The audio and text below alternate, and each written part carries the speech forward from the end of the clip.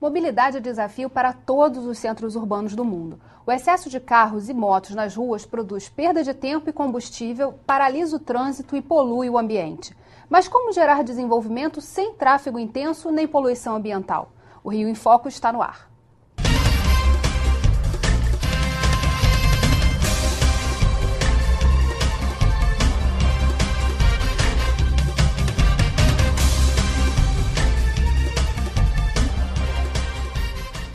No Brasil, a Lei 12.587, que entrou em vigor em 13 de abril de 2012, determina que todos os municípios com mais de 20 mil habitantes façam um plano de mobilidade urbana até abril de 2015.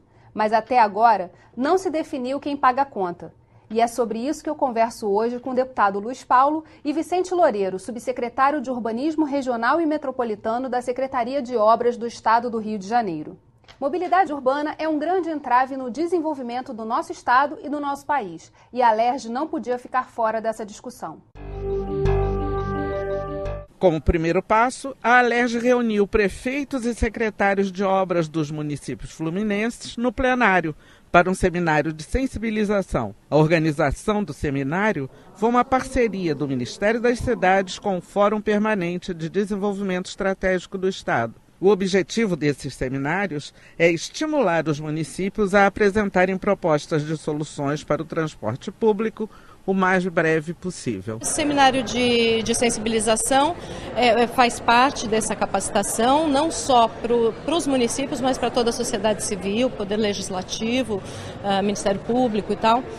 E para os municípios especificamente, nós estamos formulando uma publicação que é um guia de referência, um caderno de referência para a elaboração dos planos e também o curso técnico propriamente dito, que deve ser ministrado à distância para todo o país. O apoio financeiro, nós, o Ministério, entendemos que é fundamental, mas nós ainda não temos um programa dentro do governo federal que apoie financeiramente os planos. Mas os desafios da mobilidade urbana vão muito além dos problemas com transporte público. Se você consegue distribuir melhor as funções urbanas, educação, saúde, empregos, lazer pelo território, você faz com que as pessoas se dirijam a pontos diferentes das cidades, das regiões, diminuindo a demanda pelo uso da infraestrutura. Mais importante que construir novas infraestruturas, que são essenciais, só que mais importante para o longo prazo é você redistribuir o fluxo. Você precisa ter uma malha que cubra bem o seu território, mas tem um prazo de vida determinado.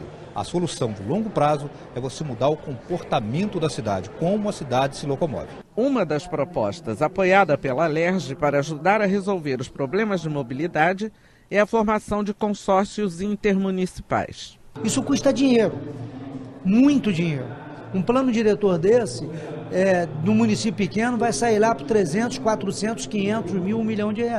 Os municípios não têm condições para isso. Eu acho que é a forma fantástica. Eu estava conversando com o deputado Luiz Paulo, que pensa nesse mesmo sentido, de você consorciar, fazer de forma regional esses planos diretores que até 2015 tem que estar prontos. É muito mais fácil, você consegue de uma forma muito mais ampla discutir o problema e ao mesmo tempo você divide aquilo que é fundamental, que eu dizia, custos. Bem, na matéria a gente fala de diversos assuntos, mas antes de entrar no consórcio, que seria uma solução para a questão da mobilidade, a minha pergunta é por que é tão difícil resolver a mobilidade nas cidades? Porque o tema é de grande complexidade, e não só no Brasil, mas no Brasil principalmente.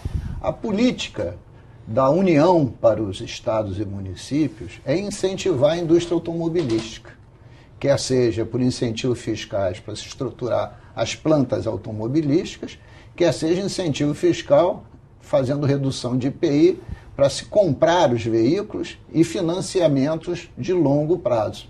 O sistema viário é o mesmo, o número de carros é muito maior, as ruas ficam superlotadas de automóveis. Tanto é que na última década o transporte individual, o transporte por automóvel, cresceu praticamente o dobro do que o transporte coletivo. Então, esta é uma lógica perversa. Então, temos que reverter essa lógica, né? E cabe aos municípios e aos estados a difícil tarefa de enfrentar o problema.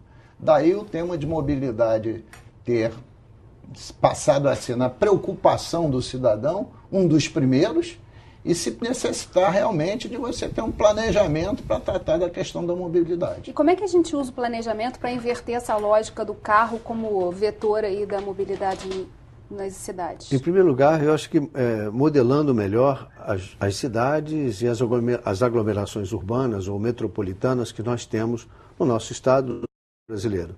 Quer dizer, saber de antemão ou desejar de antemão como é que elas devem crescer, para onde elas devem levar o emprego, principalmente, as oportunidades de desenvolvimento, para que com isso a gente construa matrizes de mobilidade mais sustentáveis, de forma a poder atender melhor a população. Porque, na verdade, o que a gente precisa, e isso vai ser um processo de tomada de decisão muito dura por parte dos políticos, por parte da sociedade, será entender que a mobilidade só pode melhorar se tiver a prevalecência do transporte coletivo. Não há possibilidade da mobilidade melhorar com a predominância do uso do automóvel. O deputado Luiz Paulo está coberto de razão.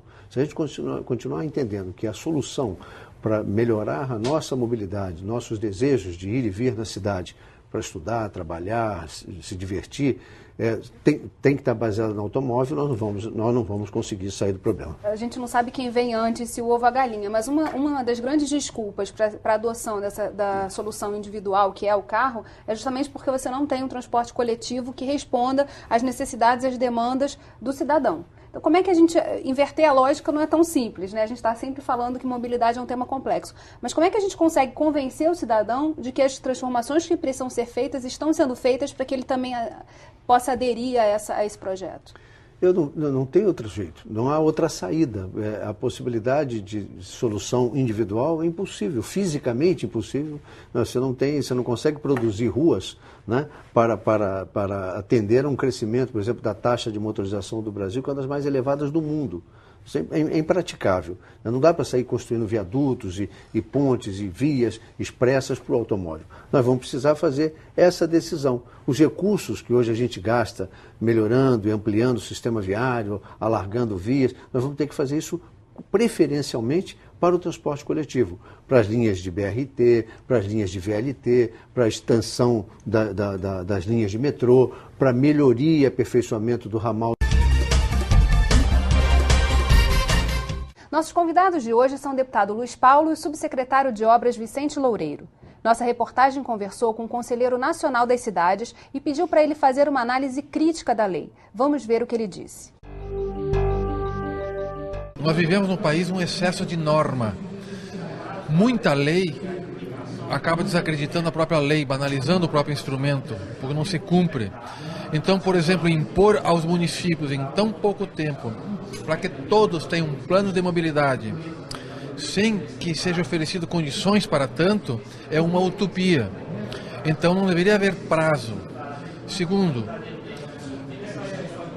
o estímulo que se dá pela lei aos municípios para implantar seus planos de mobilidade não vão receber recursos da União se não implantarem até abril de 2015. Não pode ser esse o incentivo. O incentivo é a necessidade de planejar e organizar os municípios. Também, em momento algum, a lei fala em recursos financeiros, em fundo nacional, para subsidiar tanto o transporte como a mobilidade em geral. Então, talvez essa seja uma das falhas. Ele fala muito da questão federal, do papel do governo federal na mobilidade. Mas o Estado, entendendo que é necessário e fundamental esse planejamento, como ele pode atuar e mudar essa lógica, fazendo com que os municípios também possam fazer esses seus planos? Eu acho que a responsabilidade ela é tripla. A União tem grande responsabilidade. Ela não tem lá o Ministério das Cidades, não existe um estatuto da cidade, né? A União não sabe que uso do solo, transporte, habitação, né, tem que caminharem juntos, né?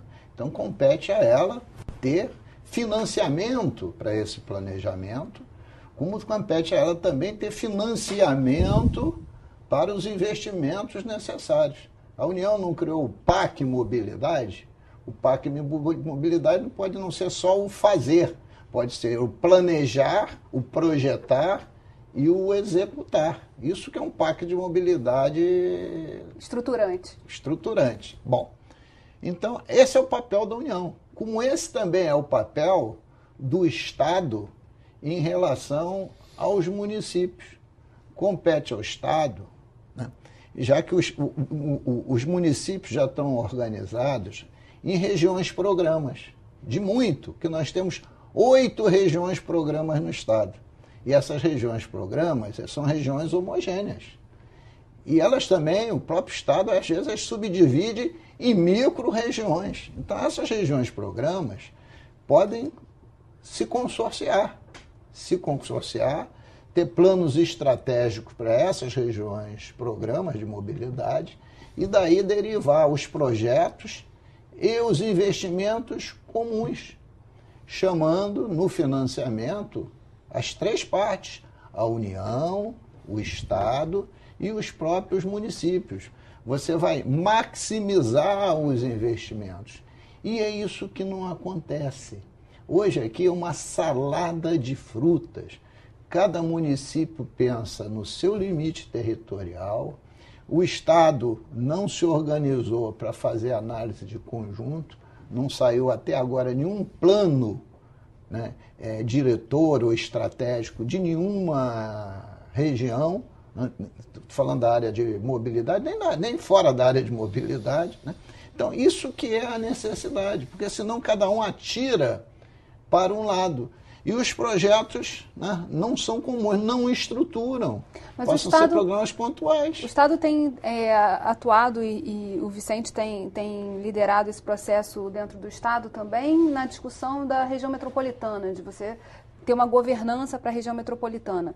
A mobilidade poderia ser um vetor dessa discussão e até um exercício de como você consegue estruturar planos que sejam consorciados, e, enfim. É uma questão central, mas ela não é definidora de todo o resto. Ela faz parte de um conjunto de outras decisões estratégicas que a gente precisa concatenar na região metropolitana com os diversos atores públicos, os níveis de governo e concessionárias, e também com a iniciativa privada, que tem o poder de decidir determinados investimentos que modificam a maneira podem modificar a maneira de usar o território. Eu acho que ele é importante, mas ele não pode ser visto isolado. Cada vez mais eu acredito que esses temas, mobilidade, saneamento, infraestrutura de modo geral, têm que estar articulados entre si com o modo de usar habitação, uso do solo, todas essas questões que organizam o espaço das cidades e das regiões, né, metropolitanas. É fundamental a gente tentar trabalhar isso de forma mais integrada. Essa visão setorial que predominou no Brasil nos últimos 20, 30 anos, eu creio que ela já não tem mais como, ela não consegue dar resposta à complexidade que virou esse território. Agora, uma grande discussão que o próprio evento trouxe é justamente como financiar tudo isso. Então, na verdade, não dá para pensar em todos esses projetos sem pensar num fundo, em algo que possa torná-los viáveis também para serem aplicados. Né? Veja só, chega a ser quase uma discussão estéril a fonte de financiamento. Você imagine que a gente fosse ter 8 regiões-programa, só para imaginar. E cada região-programa, para fazer um plano estruturante de mobilidade, gastasse 10 milhões de reais. Não é aquele 1 milhão que falou ali o Paulo Nagado, 10 milhões de reais. 80 milhões de reais como financiamento para organizar a questão da mobilidade, para planejar, para derivar daí, para que tudo isso entre nos PPAs, para depois entrar na LDO e na LU. Isto é dinheiro significativo? Uma piada. O orçamento do Estado está na casa de 80 bilhões de reais. Né? Então, não tem volume de dinheiro para isso. O dinheiro só é problema quando não quer se resolver. Nesse caso expressivo não tem problema. Maracanã foi reformado por 1 bilhão e 300. O metrô, lá para Jardim Oceânico, passando por Ipamena e Leblon, são 8 bilhões de reais. Então, ter uma mobilidade, gastar 80 a 100 milhões para ter um planejamento, não é nada. Só é problema, volto a dizer, se não quiserem. Mas tem que constar lá no orçamento, por exemplo, que tem esse recurso a ser destinado. Antes de constar no orçamento, devia estar na LDO. Consta? Não. Porque a LDO não foi montada antes de se preparar isso. Quer dizer, eu vou até preparar uma emenda, a LDO está no período de emenda para isso.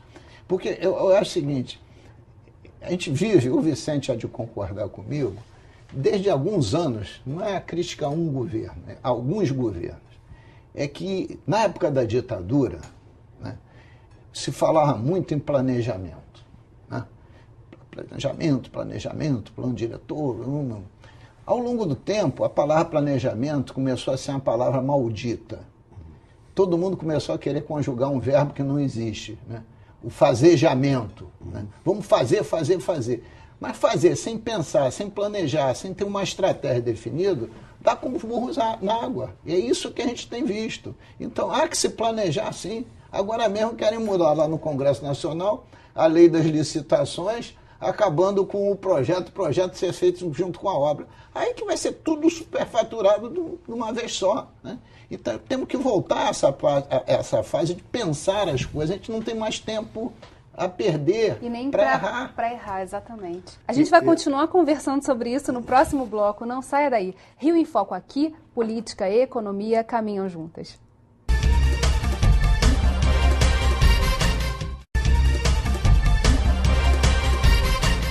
Eu hoje estou conversando com dois especialistas em mobilidade urbana, o deputado Luiz Paulo e o subsecretário de Obras Vicente Loureiro. E a nossa reportagem conversou com o advogado João Alencar de Oliveira Júnior, que também entende muito de mobilidade. Vamos ver o que ele disse. Os sistemas de mobilidade urbana, o sistema de transporte, seja qualquer ele, seja um sistema de BRT por ônibus, seja um sistema de VLT, um sistema de metrô, existe uma indução de ocupação do território pela facilidade de acesso. Então, quer dizer, se eu crio uma facilidade adicional, e aí nós temos exemplos históricos aqui no Rio de Janeiro, por exemplo, a cidade cresceu ao longo da linha do trem.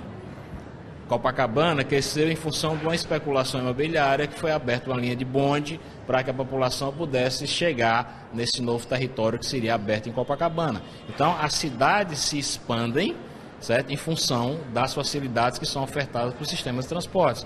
Nós desaprendemos essa lição. Muitas vezes se localizam, digamos, habitações em locais não atendidos pelo sistema de transportes. Do mesmo jeito que eu posso fazer isso em escala urbana, municipal e bairros, eu posso também aplicar esse mesmo conceito em escalas territoriais.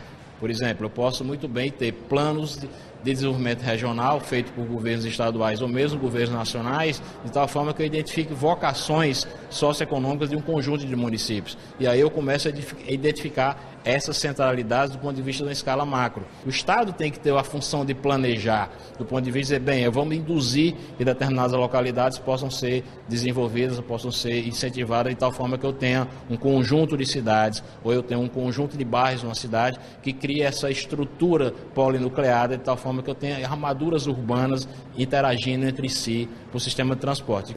Aponta questões que são realmente decisivas no processo de rearrumar as regiões e os aglomerados urbanos. A polinucleação que ele cita é importante. Quer dizer, a Barra da Tijuca, por exemplo, que não existia há 40 anos, hoje já responde por quase 5% dos empregos gerados na área de serviços e comércio na região metropolitana, né? E nós optamos por esse caminho e esvaziamos Madureira ou Nova Iguaçu, Caxias, outras centralidades que poderiam ter hoje serem mais viçosas, né, se tivessem recebido equipamentos e atenção, e acho que, como elas já eram servidas, essas que eu citei, já por infraestrutura de transporte pesada, seria mais sustentável, seria melhor, mais barato para nós. Então, é preciso tomar cuidado nas decisões que nós vamos tomar. E acredito, e o deputado Luiz Paulo tem toda a razão, né? Nós, além da visão que eu tinha dito aqui, que a gente ficou trabalhando muito de forma setorizada, esgoto, pessoal que trata de saneamento, não fala com transporte, que não fala com habitação, com uso do solo, eu acho que ele também passou por um esvaziamento do processo de planejamento, ele tem toda a razão no Brasil como um todo. Agora, eu sou otimista, eu acho que no caso do Rio de Janeiro, tem uma questão que nós tiramos da prateleira, ou estamos tirando da prateleira, tudo aquilo que foi planejado há 30 anos atrás. Não tem mais nada na prateleira, praticamente, de estruturante. Forçosamente nós vamos ter que parar para pensar, né? Além de ter que atuar, responder a emergências, a situações ou projetos em curso, não há como não pensar em soluções estruturantes para mobilidade, saneamento e etc., e infraestrutura urbana nas regiões, nos grandes aglomerados no Estado. Não temos saída. Vicente, eu verifico assim, a ausência aqui nos municípios e no Estado principalmente, dessa Secretaria de Planejamento. Porque a Secretaria de Planejamento nossa é a Secretaria de Planejamento e Gestão. Ora, uma Secretaria de Planejamento e Gestão, que tem que cuidar toda a parte de pessoal, isso só já é uma ocupação de 100%. E o planejamento aqui fica voltado única e exclusivamente para a confecção das leis orçamentárias. Eu não vejo aqui no Estado alguém que ligue o desenvolvimento econômico com o transporte e com a habitação, e até mesmo com os investimentos de infraestrutura viária. Se essas pontas não se ligam, afetou a mobilidade. Os programas Minha Casa Minha Vida, se você pegar na cidade do Rio de Janeiro, 65% estão na zona oeste da cidade, onde a maior dificuldade de transporte existe. E aquelas pessoas, na sua imensa maioria, vão trabalhar na área central. Então, são distâncias de 40, 50 quilômetros. Então, esse é um impasse, porque os nossos políticos, e eu sou um deles, que sentam na cadeira de governantes, eles não têm mais a visão, no meu entendimento, de estadistas, têm a visão de governadores, de presidente, não de estadista. Pensam nas realizações de curto prazo.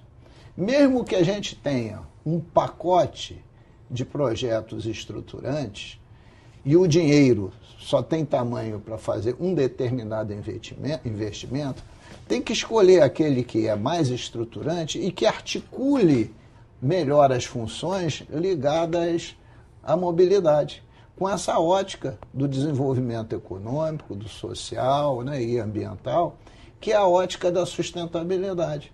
Então, por isso que eu acho que carece dessa área de planejamento. Esse pragmatismo, é fato e é verdade, está presente na vida brasileira, não só na brasileira, mas não acho que é obra dos políticos. Eu acho que a sociedade, de um modo geral, ficou muito pragmática, que é tudo muito instantâneo. A mídia nos cobra, no governo, soluções imediatas. Qualquer solução tem que ter prazo rápido, solução tem que ser abrangente o mais possível, e não é assim. A gente precisa ter a coragem de desarmar os espíritos da sociedade, dizendo, olha, as soluções para alguns problemas demandam, às vezes, mais de um governo. Se a gente não tiver essa coragem de continuar achando que cada governo vai responder e vai conseguir êxito e glória o tempo todo, é impossível então, essa mágica. A gente pode fazer um exercício muito interessante, porque a gente está no momento, no contexto perfeito para isso. Fazermos aqui um exercício sobre, em relação à mobilidade, em relação ao papel do Estado, que aqui a gente está com um deputado e um subsecretário de Estado. Em relação ao papel do Estado, como é que a gente poderia, pelo menos, começar a aprofundar essa questão do planejamento, focando nas mudanças de orçamento e nas regiões? O deputado citou aqui 8 regiões do Estado em que poderia se trabalhar isso. Como é que a gente poderia começar esse trabalho, então, de chamar os municípios também para essa responsabilidade que é conjunta e começar, então, a botar em prática esse planejamento que é tão fundamental? Olha, este órgão de planejamento, já que ele não existe, mas escala alguém, por exemplo, o Vicente Loureiro escolheu a macro-região serrana, é uma das 8. Então vai chamar aqueles municípios todos, né, para construir para a região serrana um plano de mobilidade. E eles quererão, se ele chegar assim, e este plano de mobilidade, que será contratado, eu financio 80% e vocês entram com 20%. Não tem porquê. Porque a atração é um incentivo. E o cidadão que falou ali falou correto. E não a punição. Você tem que incentivar os municípios a quererem. Né? E não virar uma polícia em vez de política. Exatamente. Né? Isso tenho certeza que os municípios aderirão. Né? E até darão a sua contribuição, porque com um pequeno recurso, ele vai alavancar muito mais e vai melhorar a qualidade de vida na sua cidade. Agora, infelizmente, eu vou ter que acabar o programa, mas eu queria só fazer uma pergunta. A experiência dos consórcios na área de resíduos sólidos, pode ser uma base para se pensar, por exemplo, consórcios de municípios para mobilidade, ou não dá para misturar as duas coisas? Perdão, como tese sim, mas como base territorial não, porque são situações distintas. Então, cada aspecto da administração dos serviços públicos exige determinadas sinergias, determinados encontros. Então, eu acho que como tese sim, mas como base territorial tem que se estudar. Eu ficaria, desculpa para concluir, com a região metropolitana, no caso da mobilidade, onde a coisa é mais aguda, e nas aglomerações urbanas dessas regiões programas. Por exemplo, o complexo urbano de Volta Redonda, Barra Mansa, na região dos Lagos, Macaé, Rio das Ostras. Eu tenho uns 4 ou 5 da região serrana que tem mais sinergia e contato entre as cidades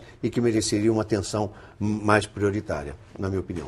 Eu concordo com o Vicente. Eu acho que os consórcios, eles são consórcios territoriais e obedecem lógicas distintas. Eu acho que uma lógica de consórcio de lixo, de saneamento ambiental, é a lógica das bacias hidrográficas, que não é a lógica do transporte da mobilidade. Que são outros tipos de hidrovias, né? Mas são para os carros. Bem, a gente poderia ficar conversando por mais um outro programa, mas infelizmente esse programa está chegando ao fim. Obrigada, deputado Luiz Paulo, obrigada, Vicente, e obrigada a você que ficou com a gente até agora. O Rio em Foco é o programa do Fórum Permanente de Desenvolvimento Estratégico do Estado. Para acompanhar os nossos debates, acesse a nossa página na internet ou as nossas redes sociais. Se você gostou desse programa, pode assisti-lo novamente no site www.rioemfoco.rj.gov.br ou pelo www.tvalerj.tv. TV Alerj, o canal do povo fluminense. Até a próxima.